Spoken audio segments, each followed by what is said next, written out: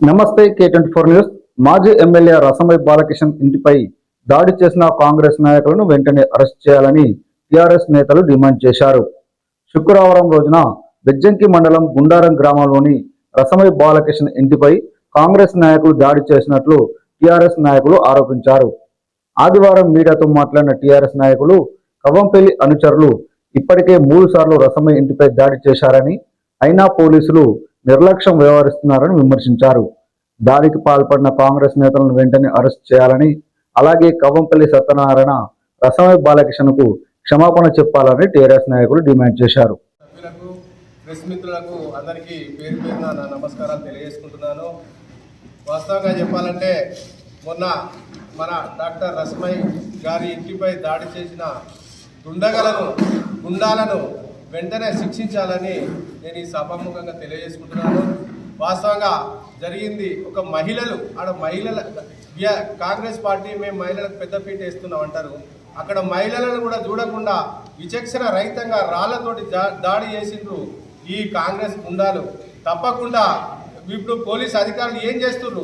ఇవాళకి 3 రోజులు అవుతుంది వాళ్ళని శిక్షించిన దాఖలా లేదు. వాళ్ళని శిక్షించకుంటే మేము ప్రతి ఊరిలో అరెస్ట్మెంట్ చేస్తాం, ప్రతి ఊరిలో అల్లగోళన చేస్తామని తెలియజేసుకుంటున్నాను. వాస్తవంగా డాక్టర్ రసమై బాలకిషన్ గారు మాట్లాడుతూ దసరా ముందు మీరు రామ్లీలా చేస్తుర్రు, రామ్లీలాకు చందాలు వసూలు చేస్తుర్రు, చందాలు వసూలు చేస్తే వసూలు చేయండి, కానీ దానికి ఇష్టం వచ్చిన చందాల రూపాయలుగా వసూలు చేస్తున్నారు. కానీ పల్లెలలో మన మానకొండూరు కాన్స్టిట్యున్సీలో 140 గ్రామాలు ఉన్నాయి. బతుకమ్మ ఆడడానికి మన లైట్ లేవు, ఇబ్బంది అవుతుంది. మీరు దాన్ని తక్షణమే ఆలోచన చేసి బతుకమ్మ దాంట్లోకి పోయడానికి లైట్లు కానీ వాళ్ళకి వసతులు కానీ ఏర్పాటు చేయాలి. ఊరికి 1 లక్ష రూపాయలు ఇవ్వాలి, దాన్ని డిమాండ్ చేయడం జరిగింది.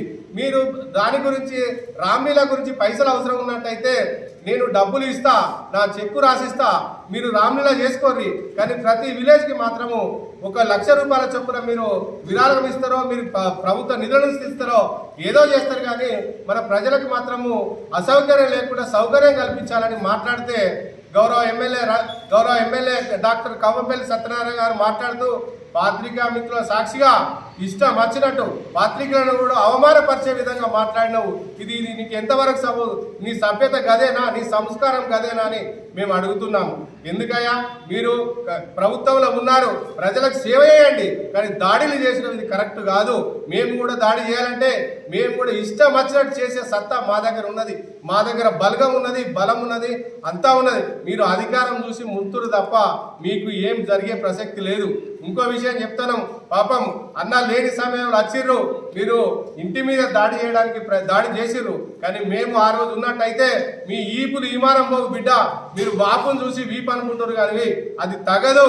మీరు వాపును చూసి మురుస్తుర్రు, అది మీకు బల్పు అనుకుంటారు, కానీ మేము తప్పకుండా మీకు గుణపాఠం చెప్పే రోజులు ముందటున్నాయి. ఇంకో విషయం ఏం మాట్లాడతారు గౌరవనీయులు డాక్టర్ కవ్వంపల్లి గారు మాట్లాడుతూ లంజ కొడుక బింజ కొడుక ఇష్టం వచ్చినట్టు మాట్లాడినావు. అది నీ భాష, అది నీ భాషేనా? నువ్వు ఎమ్మెల్యేవేనా అని గుర్తు చేసుకోవాలని తెలియజేసుకుంటున్నాను.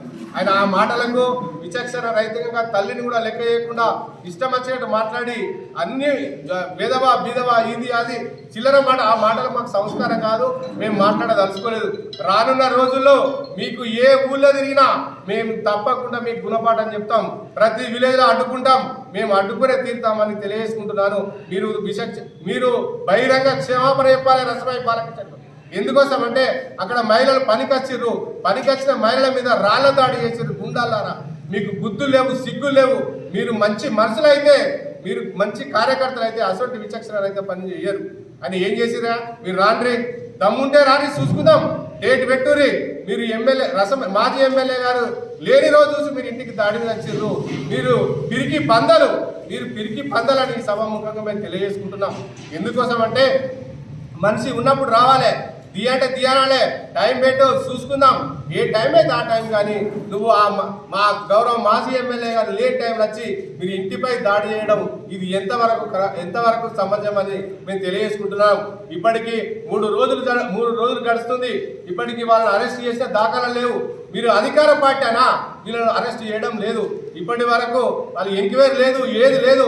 మేము వాళ్ళ మీద కేసు పెడితేనే ఊపుకుంటాం, లేకుంటే ప్రతి విలేజ్లో మేము అడ్డుకునే ప్రయత్నం చేస్తామని తెలియజేసుకుంటున్నాను. ఇంకా మేము శాంతియుతంగా పోరాటం చేస్తున్నాం తప్ప మేము ఆగడాలకు గుండాయిజానికి వదలేము.